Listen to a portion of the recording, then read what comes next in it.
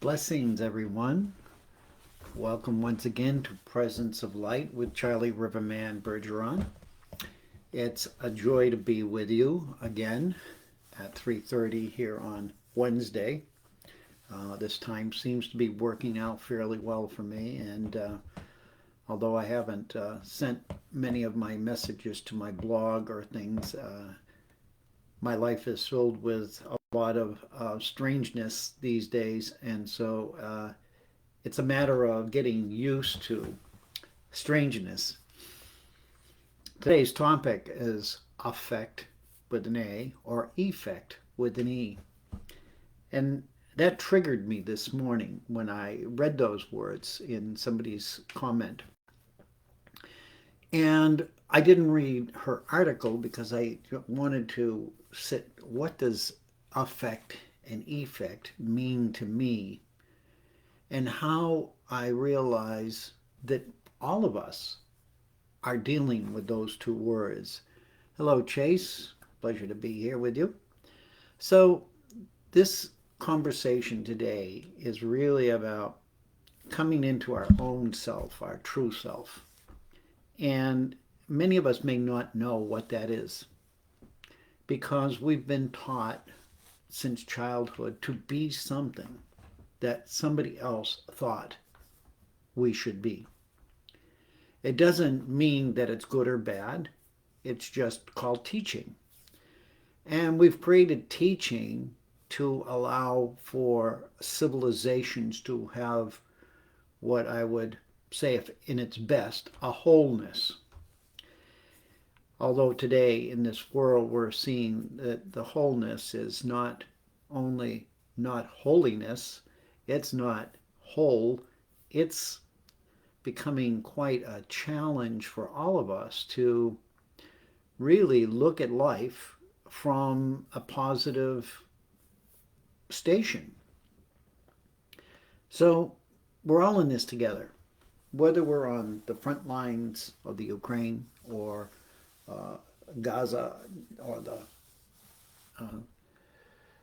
anywhere in this world that is now flaring with anger and bombs and weapons, and people are innocently being brought to their early deaths. It's hard to believe that after all of these years and all of these wars that we still have leaderships that find that that's the only way to survive. Um,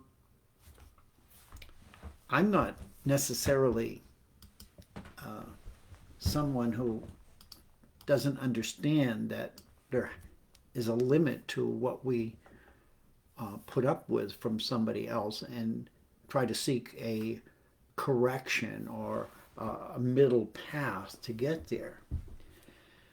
But to go on these haywire explosions and not back down, not assume to have a conference until such a point where it is no longer fathomable for them to win over the other. So all of us realize, or we don't, that that has an effect on us. I'm going to say it effect rather than an effect. Yet it has both. Both of those words are amazing. Affect is an influence. Effect is a result.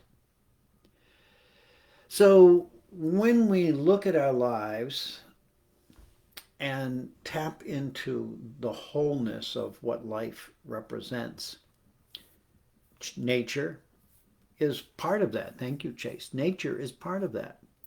How do we come back into that realm of nature, that part of life and living that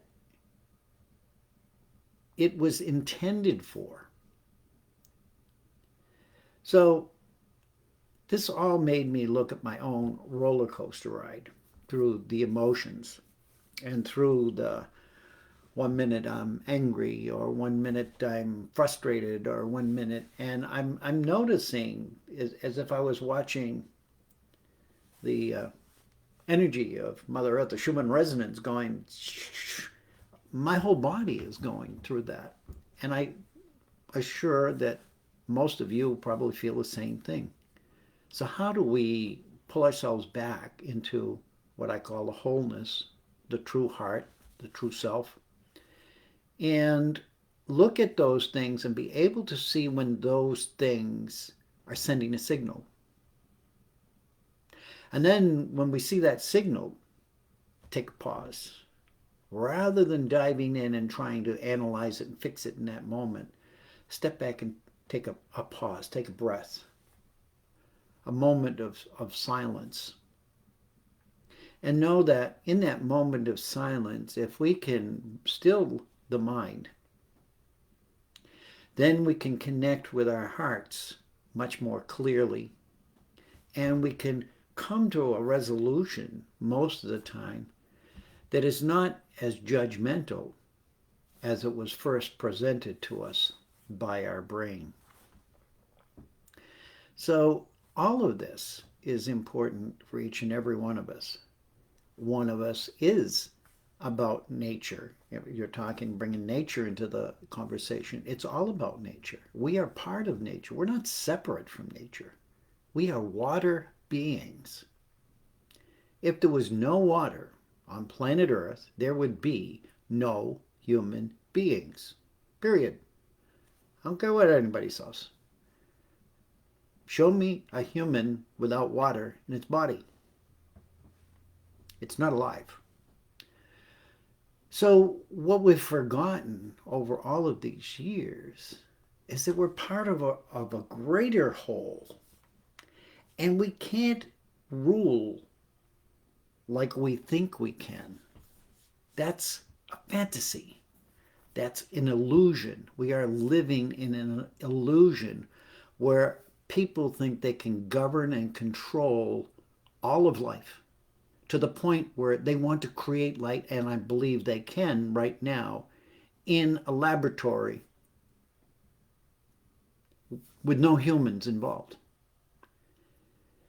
This is, again, something that is totally unbelievable, yet in this world our wisdom and our ability to do these things has increased. But instead of helping us all, it's being used to control us all. So the question is this affecting you or effecting you? Is it coming at you and disturbing you and moving on? Or is it coming at you and having a minute of effect and then you release it? This is the pattern. This is the up and down of the chart. And I want you all to look at that in your own life. It doesn't mean you're not going to get angry. It doesn't mean that you're not going to get sad or frustrated or any of those things. Those are our energies in motion. But it's time now we take those emotions, those energies in motion, and start to govern them ourselves.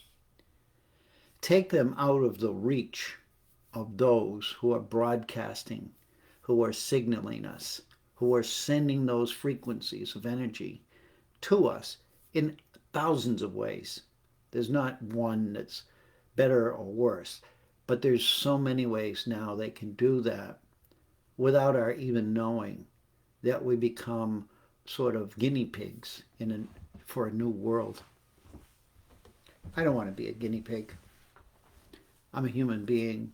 I came here to be here on Mother Earth, to live in this Garden of Eden. I'm not going to get biblical or religious per se in this. This is just about life. Who are we? Who are we really beyond this physical body? A couple of cards I pulled today. I have two decks that I love. One is 1111 cards, and we're coming up to 1111. And the card is future self, divine being. What does that mean? Divine being. There's all kinds of teachings. There's all kinds of books you can read that you can learn different things to follow and honor with your heart and soul and your brain. But what does it really mean? What is the divine, really? And the answer on this, it says, I am my future self, now radiating into the present. I want you to pause on those words. I am my future self, now radiating into the present. What effect does that have on you? What effect will it have if you adapt that? This is where those two words work together. Not one or the other, but they're both about how we deal with things in life. For those of you who have had near-death experiences, you understand this more than others. For those who don't believe in that and don't believe that death is the end and all of these things that we've been taught, then it's going to be harder for you to have an effect from that word. But if you stop and think that we have existed on this planet for many more thousands of years, hundreds of thousands of years, and those civilizations are buried under the ground, and it took thousands of years for the ground to cover it. And yet those were living civilizations just like ours, but in different forms, different shapes, with different teachings. What we express as new now is not new. It existed here before. But those beings, be they human or whatever they were, got so out of control they destroyed themselves. They could not survive in that, how I want to call it, this disrupted energy field anymore. And that's what's happening. We are not only hurting each other physically, we're hurting everything in the land, in the water, in the air, anything that has any life presence whatsoever. With our technology, with our wisdom, with our wanting to rule the world. So I'm not saying this to make you depressed. I'm saying this, come back into your heart. Come back into your heart and realize that this interplay of what's going on right now is a combination of things. And the triggers are, or will, either affect you or they will effect you.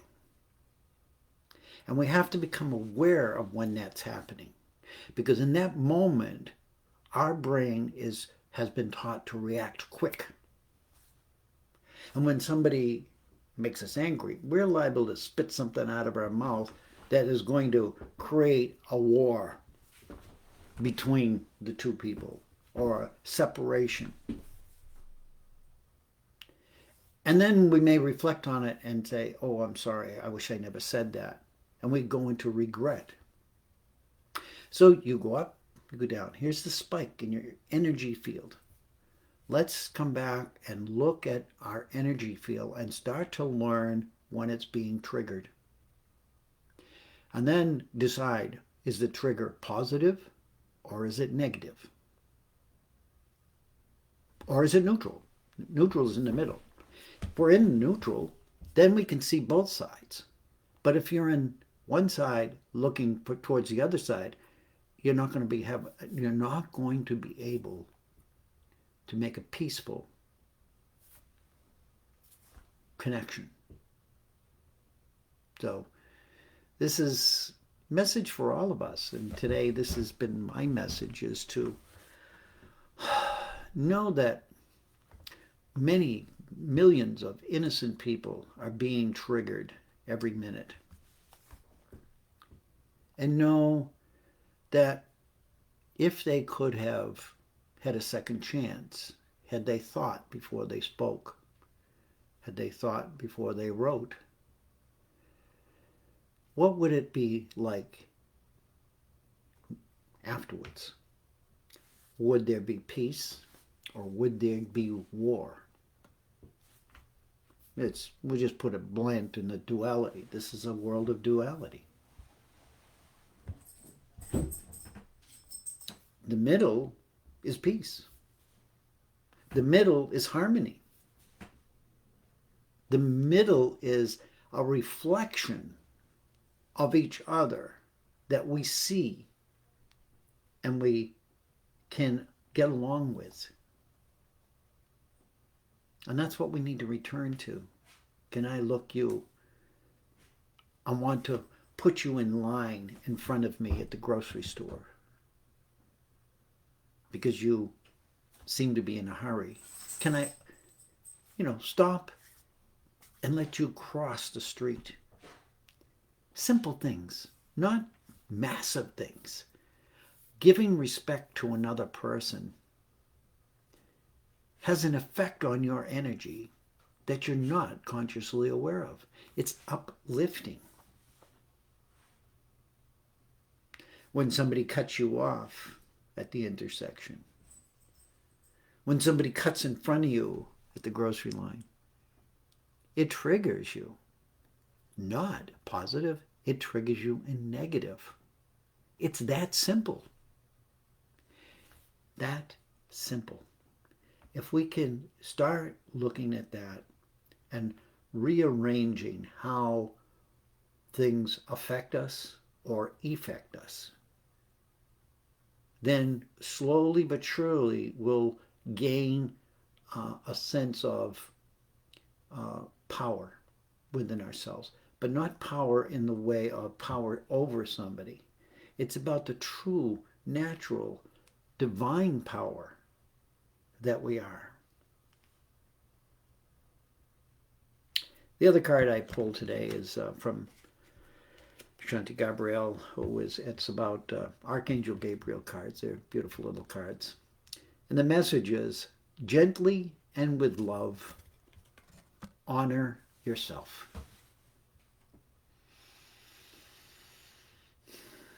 Gently and with love, honor yourself. Can you do that? Can you sit down and honor yourself with love?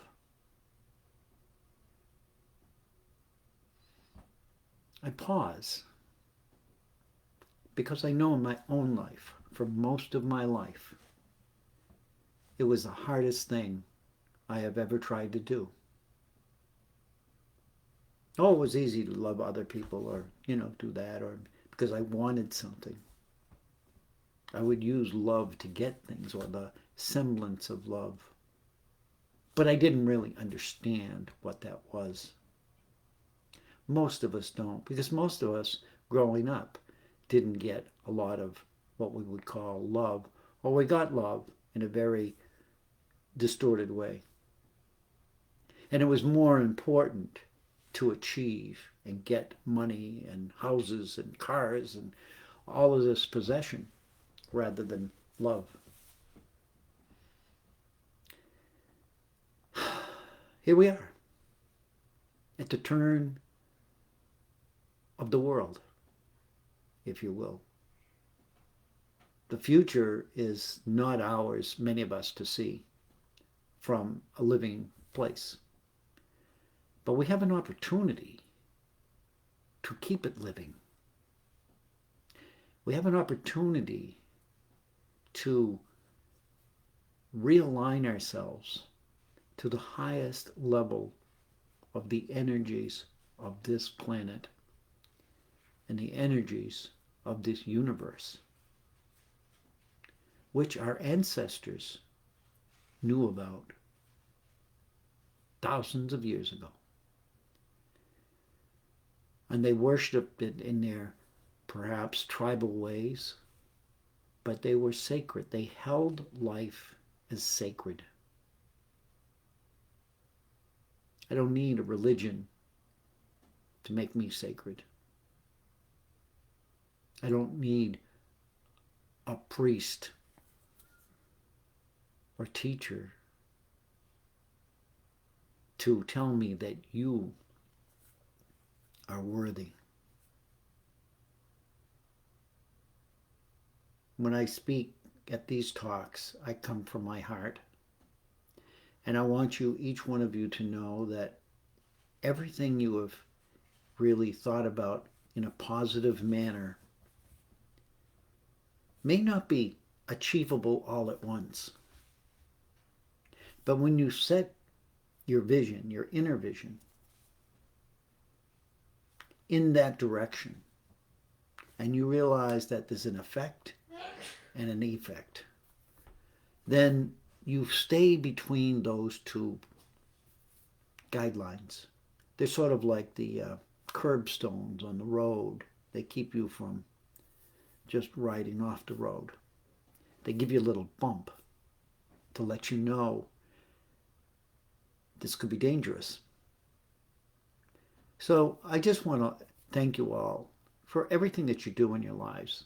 I know many of you who listen to Humanity Healing have listened to it for years. I have. It was an important part of my journey in my early days of awakening. And that's why I come here and speak. And the reality for all of this is really that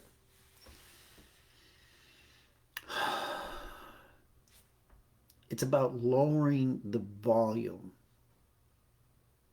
like turning down the radio. It's lowering the volume of the information or shutting it off before it triggers us. Because when it triggers us, we're going to choose one path or the other. Positive or negative. And when I look at the news, which I don't watch much anymore or read about anymore, because I realize it's all part of the stage event. Shakespeare's running the works here again, making it all this nightmare, really. But I don't have to allow that nightmare to wake me up and believe that it's the truth. I'm not saying it's not happening. It's true, it's happening. But we are far more wiser, important, kind, loving than the world has made us out to be. Seeking within ourselves opens new possibilities. Overloading with emotional interruptions becomes a roller coaster ride. And they're all the first hill. They don't taper off. You stay there. And I know for those of you who are there, you wish to get off. So my wish for you is that you, when you go over the first hill, just imagine you can flatten out that roller coaster ride so that the rest of the hills are just easy. You can do it. I'm doing it. I'm amazed at what I've allowed myself to let go of. That would take me a week to tell you all of that. But it can be done, and that's my message, is you can do it.